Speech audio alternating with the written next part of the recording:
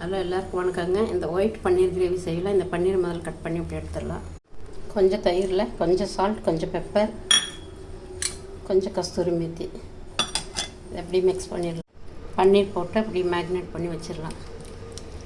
ஒரு 10 நிமிஷம் அப்படி இருக்கட்டும். கடையில் எண்ணெய் சுட வச்சுங்க. வெங்காயம், பச்சை மிளகாய், இஞ்சி, பூண்டு, அது கூட ஒரு பிடி வேர்க்கடலை.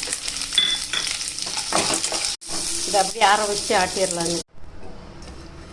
இந்த மேக்னேட் பன்னீரை அப்படியே கொஞ்சம் வச்சு பொரிச்சு எடுத்துடலாம். இந்த வெங்காயத்தை கொஞ்சம் தண்ணி விட்டு அரைச்சிடலாம். நெய் ஒரு ஸ்பூன் ஊற்றிடலாம். பட்டை, கிராம்பு, ஏலக்காய்,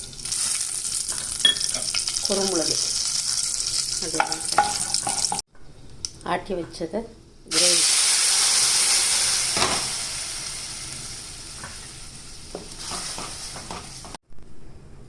கொஞ்சம் ஃப்ரெஷ் க்ரீம்,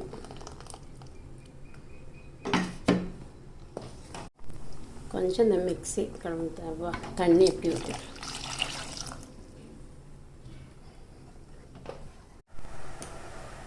கொஞ்சம் பெப்பர், சால்ட்,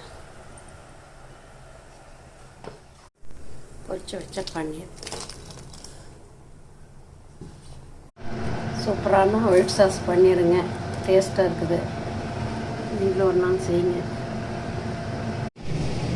சூப்பரான ஒயிட் சாஸ் பண்ணி சூப்பராக இருக்குது. நீங்களும் ஒரு நாள் செஞ்சு பாருங்கள்.